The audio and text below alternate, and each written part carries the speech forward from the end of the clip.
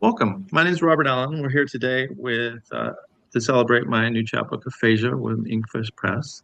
I'm here today with Alex Kerrigan, author of Now Let's Get Brunch, Stephanie Kirby, author of Fruitful, and Justin LaCour, the editor of Trampoline, a journal of poetry. This is short reading. We'll be reading 4 or 5 minutes each, so we encourage you to stick around for the whole time. Just lean back and enjoy it. I'm proud to read with these poets. It's really nice, and I'm also very pleased with my new chapbook. It's been a lot of work, and people are very nice about it and helping me read today with it. So thanks again, guys.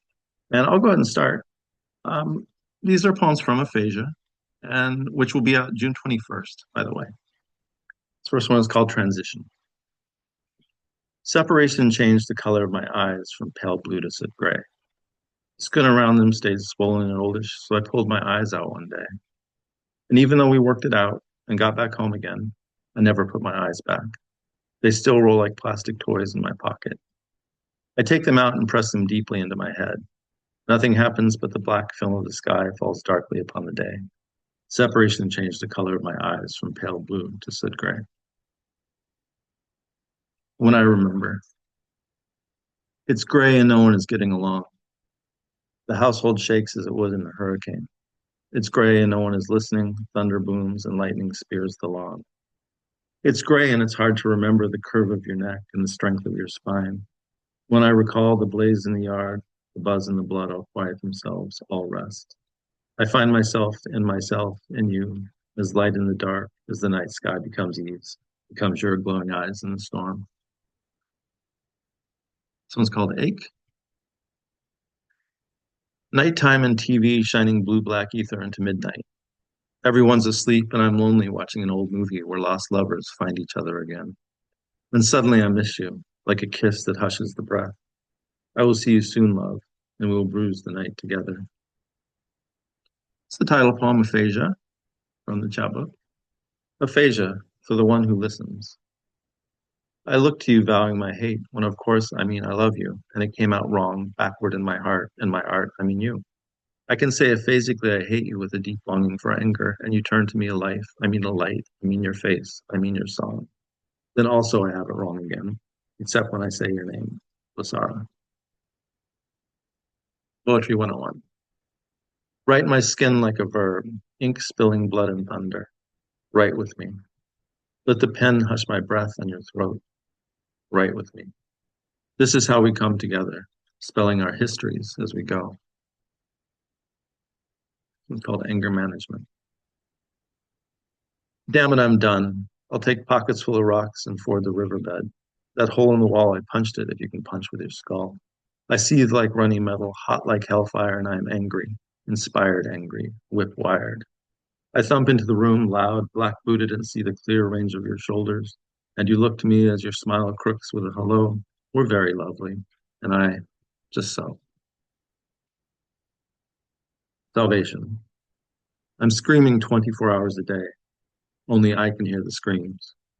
When you see me drinking tea or writing at a quiet table, you would never know how loud my mouth can be inside. Nothing has ever stopped it, love. Nothing except your hands and eyes. Panic attack. They breathe with me until I'm calm and slow and easy. Then opens my chest, a locket, and places peace there, like an old photo. Thank you.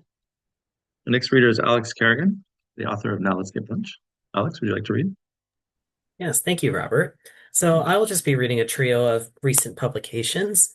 The first piece was recently published in the Capital Queer anthology from Washington Writers Publishing House.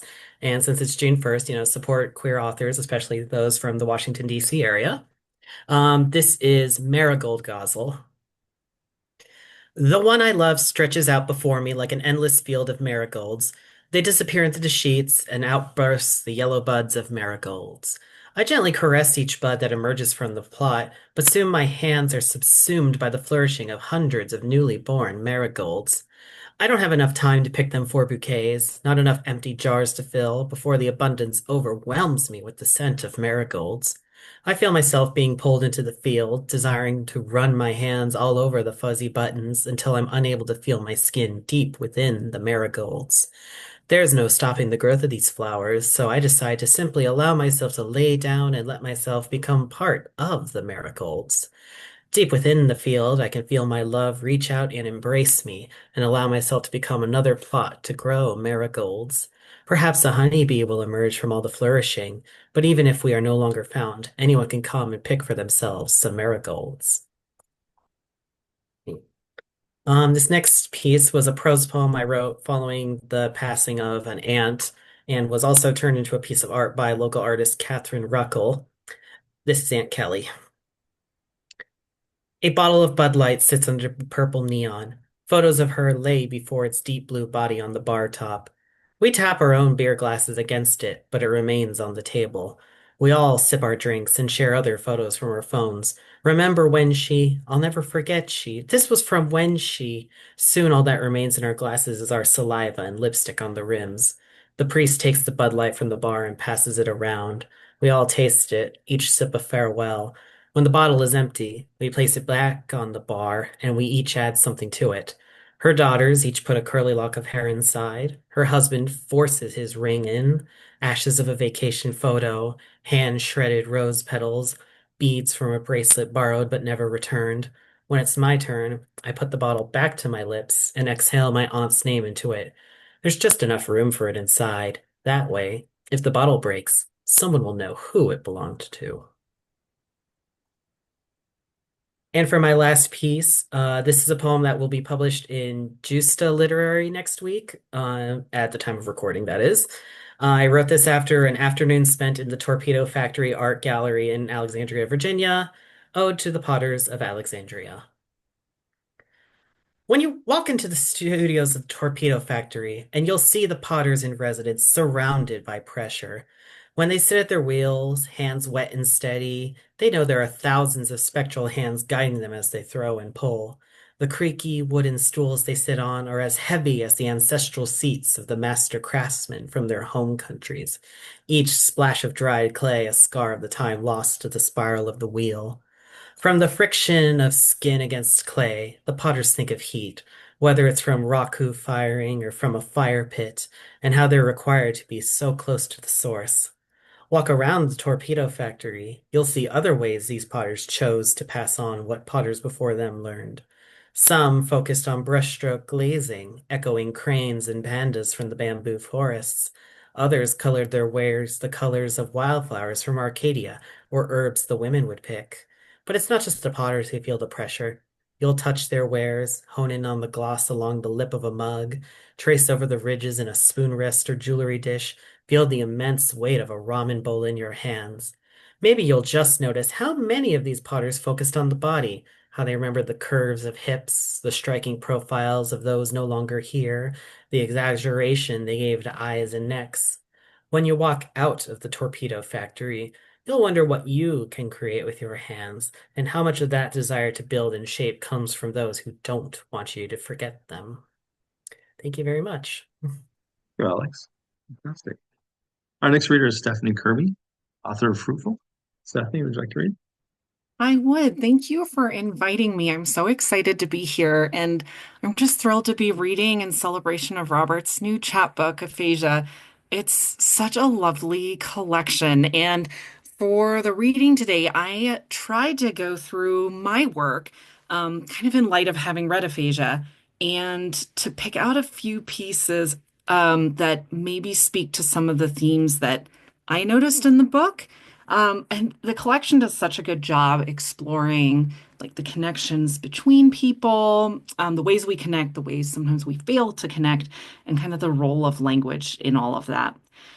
So those of you familiar with my work will know that a lot of my recent poetry deals with the relationship between mothers and daughters. So you'll hear that, but I also tried to pick out pieces that somehow gestured towards the way language features in those relationships, or speech at least, and barring that, maybe a mouth appears in some of these. So I wanted to pick those to celebrate Robert's book.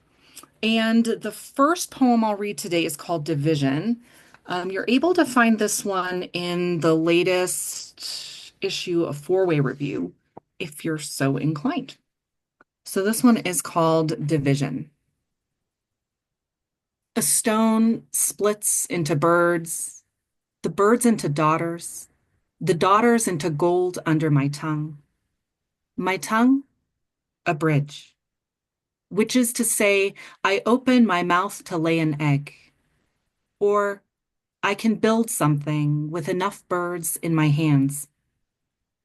I lay another egg, a new world broken like stone or daughters, golden bodies split into wings. The next two pieces I'll read are out later this summer in a little chapbook called Remainder, and that's with Bull City Press's Inch series. And the first one of those that I'll share today is called When My Daughters Divide Me. When my daughters divide me, their approach involves equity, a firm belief that no part of me outweighs another. One starts with my enviable ears, claims the toenails next to polish. The other proceeds with the eyes, installs them in the garden as pools for afternoon dips. The skin functions mostly as a tarp, or sometimes a parachute, which seems to please them both. The twitching muscles around the small bones of the hands, unblemished by noise, they want those too. My daughters nod, point toward my lungs. They blacken, turn to flies raised in a single cloud like breath. In the end, no one wants my vocal cords except some circling crows. Someday, I expect my daughters will hear one of the birds shrill with my voice and wonder why I am calling them.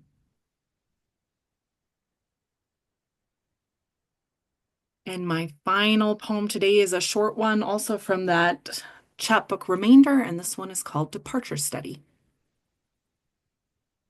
My daughters left my body like smoke, like birds blown from the throat.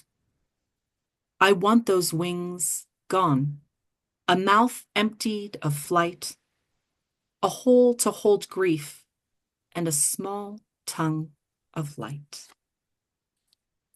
Thank you all for listening, and congratulations again, Robert. Thank you. Thanks for reading, Stephanie. Our next reader is Justin LaCour. Justin is the editor of Trampoline, a Journal of Poetry. And would you like to read, Justin? Sure.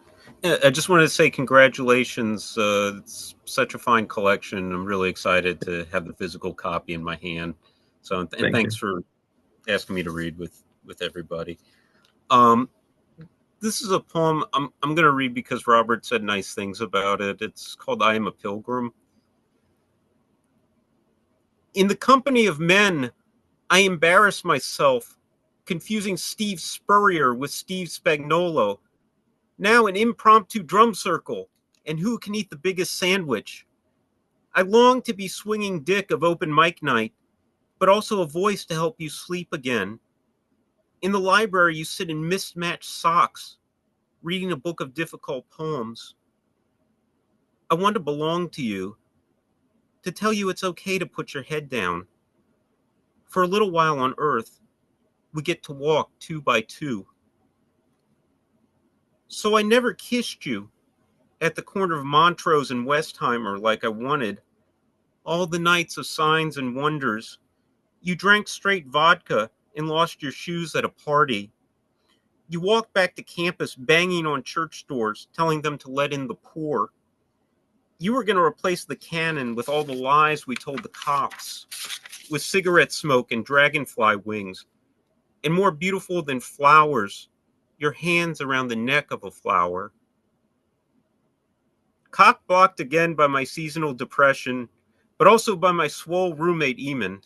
I sit alone at House of Pies, stubbing out cigarettes into a Monte Cristo and contemplating how my hands might feel on your back. Not clumsy for once, more like the nitrous that Italian girl in the dorms is always doing. I mean, I want to be gentle. So gentle I can touch all the places you hurt without hurting them again. And these are just 2 poems I wrote for my wife. It's called Pledge. In the garden of phallic cactus, you talk with your hands to a mom in snakeskin loafers. What you have to say isn't meant for everyone, and I stand outside your circle with toddlers pulling their leashes and dads with weed whackers. But I want to feel your gravity again, informed now by my reading of Julie of the Wolves, The Witch of Blackbird Pond. I think it's darker now than it's ever been here. I think the river is running backwards. If I could time travel, there'd be a poem to help you survive your letdown. The baby struggling to latch, breasts of stone. I wasn't there for you, so now I'm writing to you during the Republic of Lies, where shadows smirk and women who read can always see monsters. And this is the last poem. This is another poem for my wife. This is called Date Night. You say Montessori is a long con and hold out your glass for someone to fill it with Pinot. You say this is how a bird's eye works. You say there are constellations that are really inside jokes, like Chad the orthodontist. You say you'll share your manifesto in exchange for disco fries. The preamble is all about a woman artist getting older, about painting against expectations. People should buy art that undermines their expectations as a political statement. As is, men should buy women's art even when it laughs at them, you say, even when it burns their money. You say this is a time of neon and honeysuckle. Each of us has the right to walk alone at night, to fireflies and wildflowers growing through cracks in the sidewalk. Each of us, we have a right, you say, to have a story about a flower. Thanks. Fantastic. Thank you, Justin. I want to thank Alex Kerrigan and Stephanie Kirby and Justin McClure again for celebrating my new chapbook, Aphasia. It'll be coming out 6/21 from Inkfish Press. It'll say in the text box on the YouTube video. It'll also have information about everyone who read and how to get their work as well. So thank you so much for joining us today, and I hope you have a great day. Thank you. All right. Thanks, Robert. Thank you.